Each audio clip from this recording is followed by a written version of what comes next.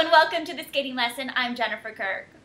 And I'm David Lees. Today, Dave and I are thrilled to be joined by Carrie Banner. Carrie is a registered dietitian and the owner of Nutrition for Motion, which is located in Royal Oak, Michigan. She works with athletes and primarily figure skaters. Welcome to the skating lesson, Carrie.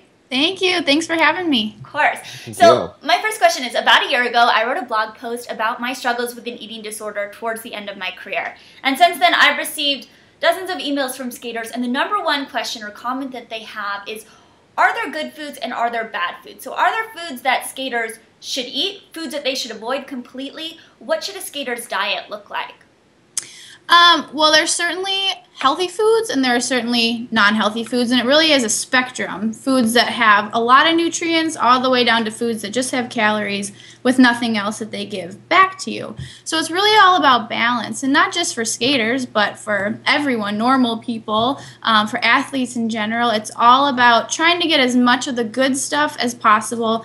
At the same time, we need some balance with things that make you feel satisfied, things that taste good, things that are going to keep you from wanting to binge or restrict. So it's really, really about balance.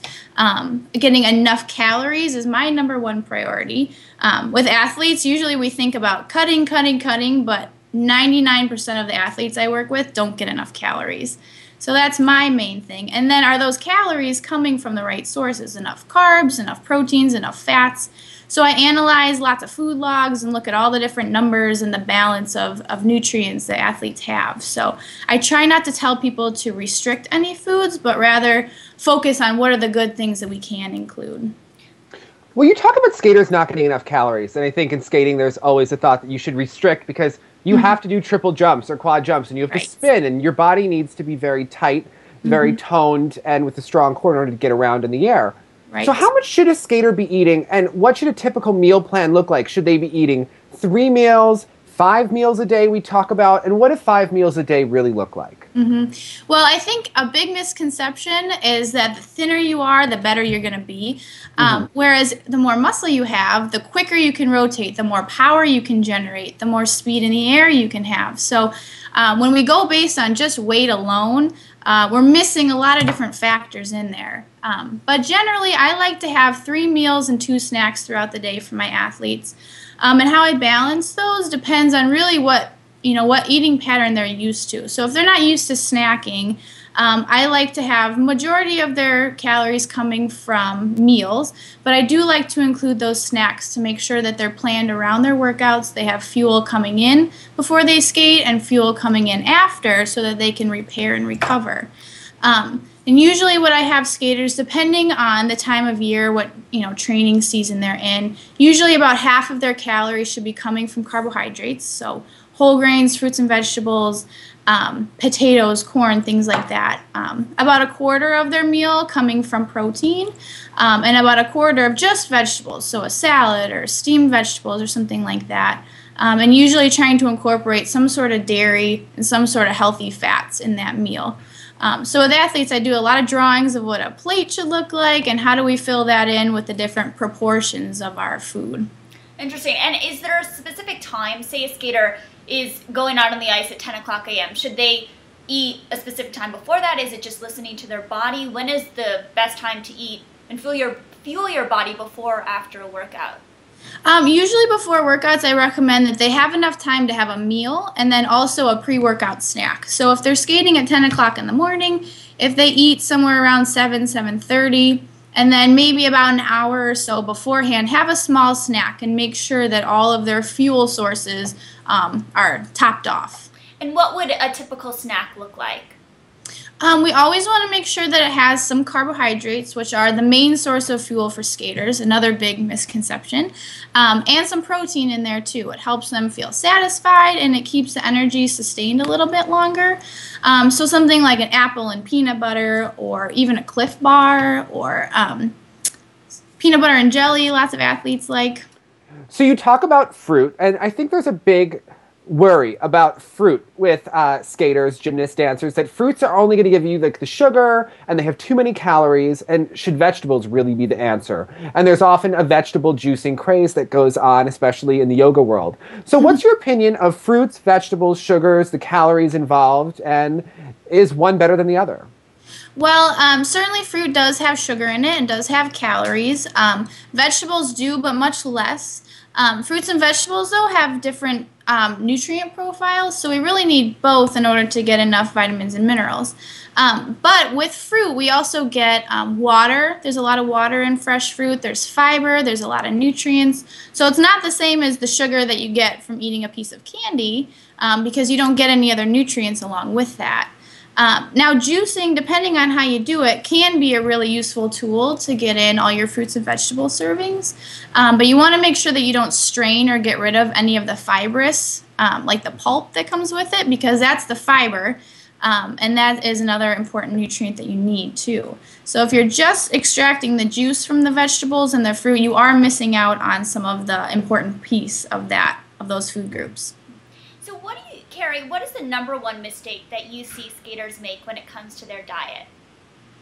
Restricting, absolutely, and restricting foods that are healthy. You know, carbohydrates have a big stigma associated with them, but like I said, those are the main sources of energy for our body. When you're doing very quick, explosive movements like jumping, or even a program that's 2 to 4 minutes long, you're mainly using carbohydrates as energy.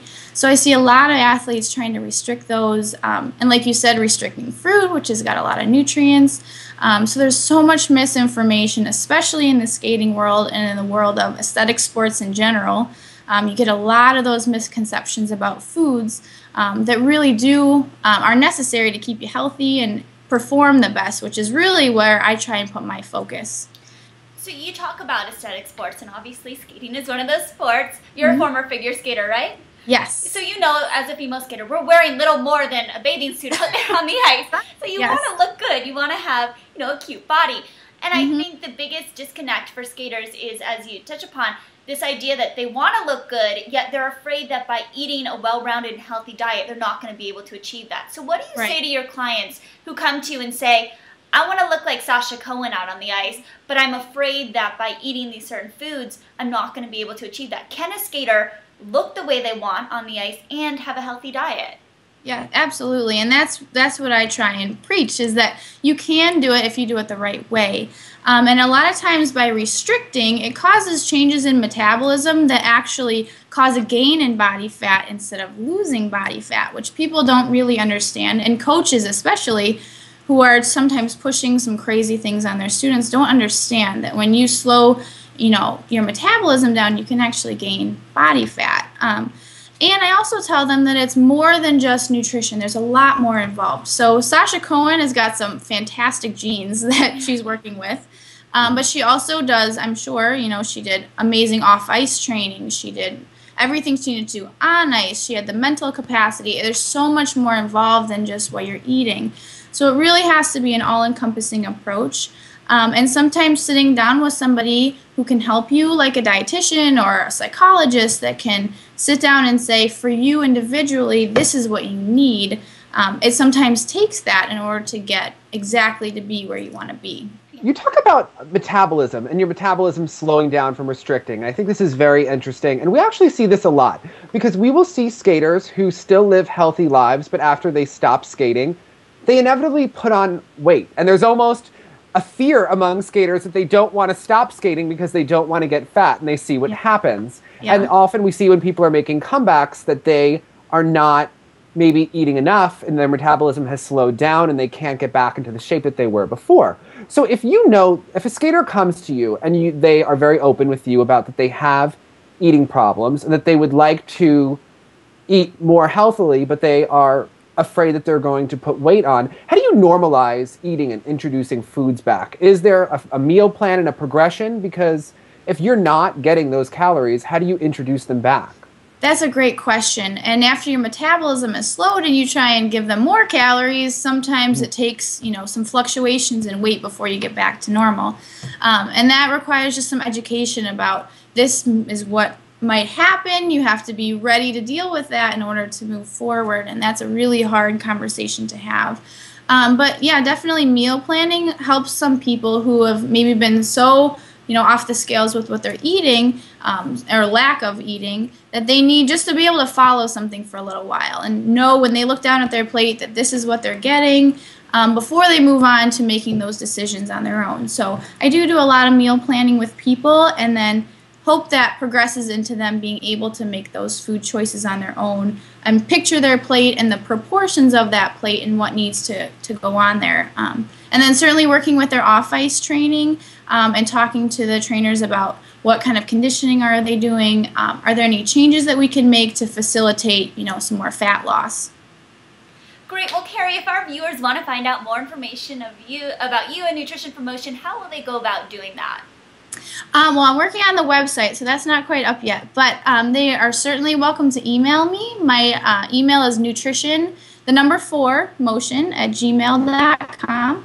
I'm also on Twitter, Nutri4Motion, and they can certainly email me anytime, and I'm happy to answer any questions. Great. Thank you so much.